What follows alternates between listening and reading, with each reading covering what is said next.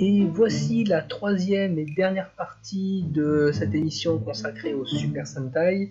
Si vous n'avez pas vu les 2 premiers chapitres, je vous invite quand même à aller les voir, ça vous aidera tout de même à comprendre l'émission dans sa globalité. Néanmoins, un bon visionnage.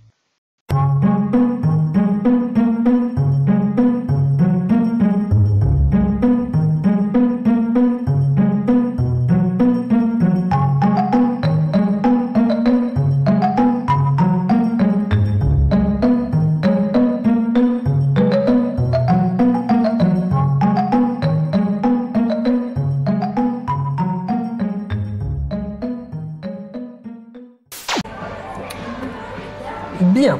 Ensuite, on va passer à un autre pan des Super Sentai, qui est les Power Rangers. Alors, en fait, pour les Power Rangers, c'est très simple, c'est la version américanisée des Sentai. C'est Haïm Saban, qui est un... Saban, Shuki Levy, Narcissus 4 Productions... non, c'est vraiment un... non, mais Saban et Levy, hein, c'était chaque fois eux qui signaient les compositions, etc. C'est chez eux que ça paraissait Saban et Levy, Haïm Saban, Shuki Levy. Par exemple, les musiques de... C'était quoi? Ouais, mais Shuki Levy aussi, hein. Bomber X, voilà, par exemple. Bomber X, Narcissus 4, voilà, c'était... et puis je crois qu'ils étaient derrière Albator aussi. Donc c'est Saban et Levy. C'était toujours un disque Saban Levy. Haïm Saban, Shuki Levy. Alors Haïm Saban, en fait, lui, c'est un homme d'affaires qui est aussi producteur et compositeur, et c'est aussi lui qui fait la série Tortue Ninja, la nouvelle génération, qui lui va adapter en fait les Sentai pour le public américain, qui va s'appeler Power Rangers. Malheureusement, et ça c'est moi qui parle, hein, malheureusement, les Power Rangers sont maintenant beaucoup plus connus que les vrais Super Sentai. En même temps, les Super Sentai, ça change toutes les années. Alors, c'est chiant. Les Power Rangers aussi, et d'ailleurs toutes les scènes de combat.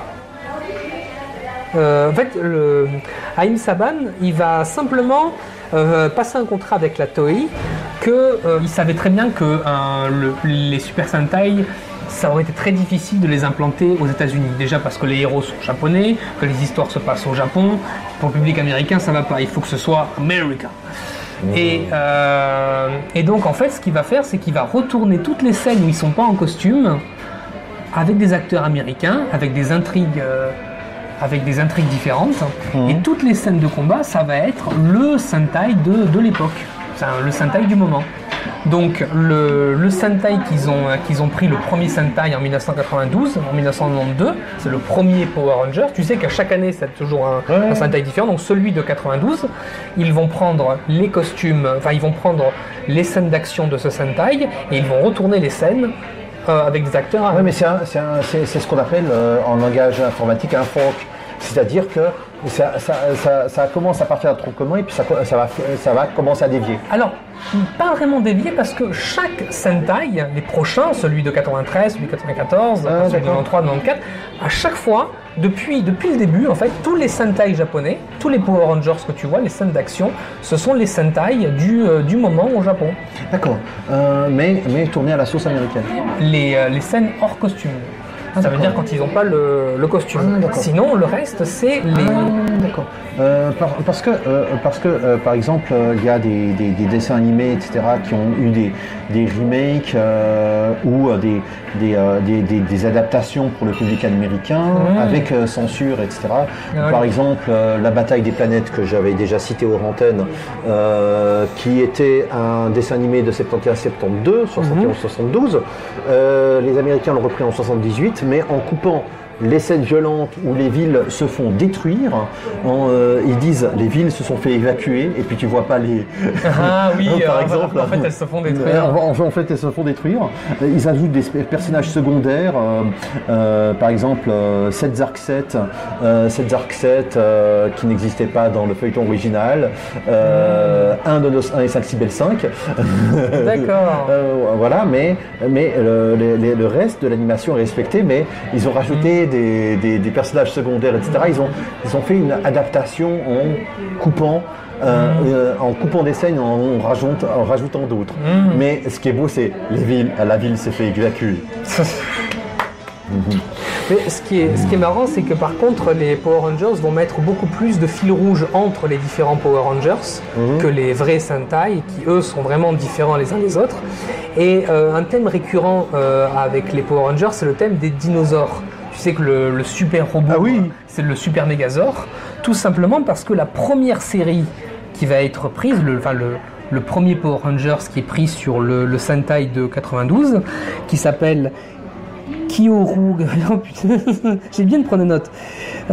Kyoru Sentai Zeo Rangers, donc littéralement Zeo Rangers, l'escadron des dinosaures, qui va devenir Mighty Morphin Power Rangers, qui est donc un Sentai avec le thème dinosaure. Oui. Alors, malheureusement, not so fun fact, Power Rangers revient au devant de... Mais ça y est, il est en film, tu veux dire? Non, dans les faits divers. À cause de Ricardo Medina. Ricardo Medina, c'est quelqu'un qui a tourné dans la série Power Rangers. Oui.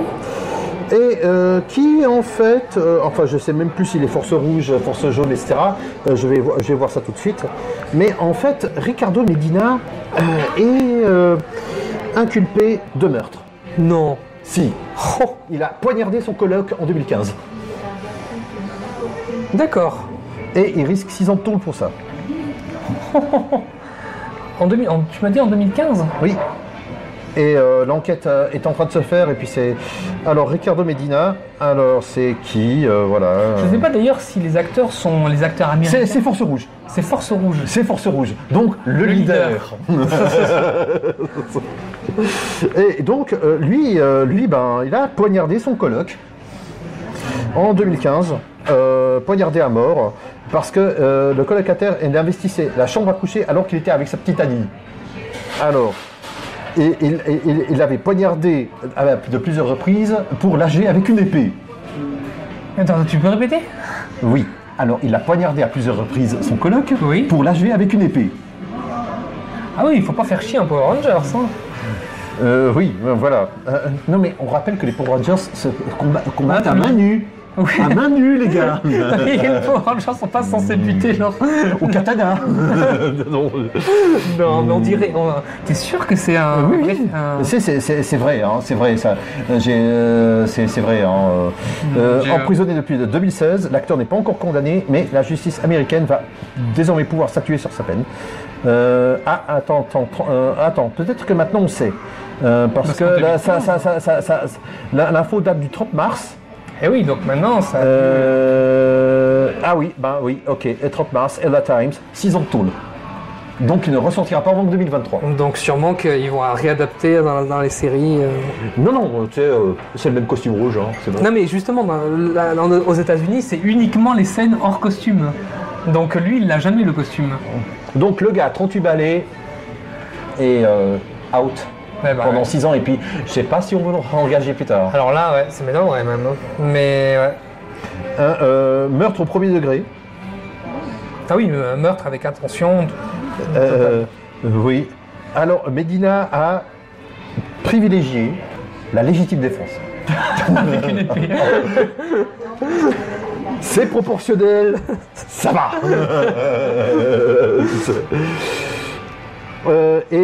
Il a apparu dans CSI Miami aussi et dans Urgence ER.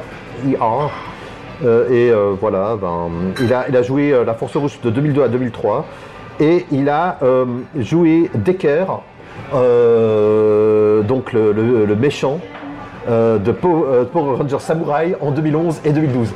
Fallait pas lui donner une épée, les gars. Fallait pas lui donner une épée.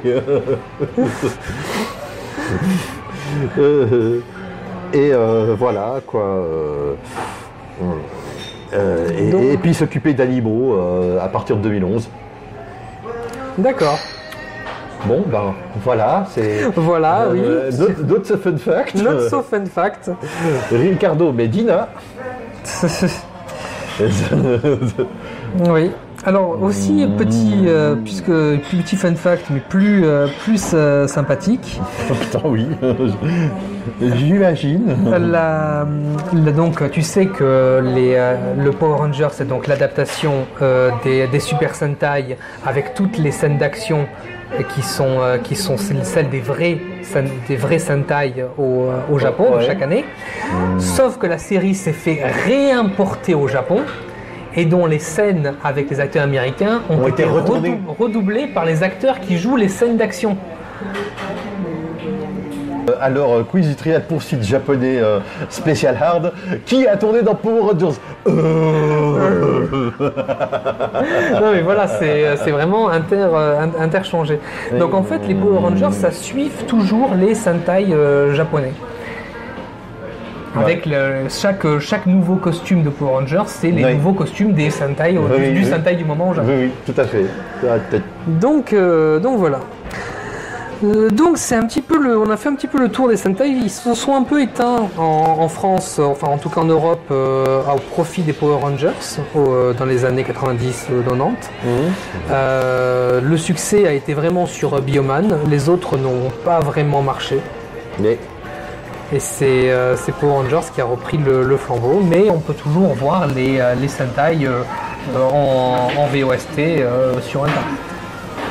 D'ailleurs, le dernier en ce moment, celui de 2017, il est sur le thème des trains. Alors le truc, c'est je parle vite de Shuki Levy et de Haim Saban. Shuki Levy, c'était pas n'importe qui non plus. Donc Narcissus 4, je sais plus, il faudra que je trouve mais Saban et Levy ont fait donc ils ont fait une petite société de disques, Saban Records, ensemble, et ils collaborent à la réalisation et l'adaptation de génériques de séries de télévision, donc Levy, comme Goldorak, Les 4 Fantastiques, Shérif Fais-moi peur ou Wonder Woman. D'accord. Ensuite, il part à Hollywood, il s'installe, il a composé des musiques pour des émissions de télévision sud-américaines, jusqu'au jour où un producteur venu de France lui propose de composer le générique d'un dessin animé, Ulysse 31. Ah, rien que ça. Voilà. Shuki Levy. Shuki Levy. Oui, et donc voilà, et il y a le disque Ulysse revient qui a été reparu et puis dérivé. Il a eu millions d'exemplaires à travers le monde. Levy enchaîne les contrats avec les majors et il compose alors les génériques de plus de 200 autres séries. Putain. 15 disques d'or, 14 millions d'albums. Shuki Levy. donc Saban, ok, mais pas oublier Levy. Donc voilà, c'est le son des années 80 pour les enfants. Ah oui. Shuki Levy. Ah non, c'est... Donc voilà pour les Super Sentai. Eh bien, nous allons finir cette émission, une émission un petit peu longue, et je vous remercie de nous avoir écoutés jusqu'à là. Et pour préfigurer l'émission suivante, stay in tune, same bad cave, same bad time, same bad channel. Yeah.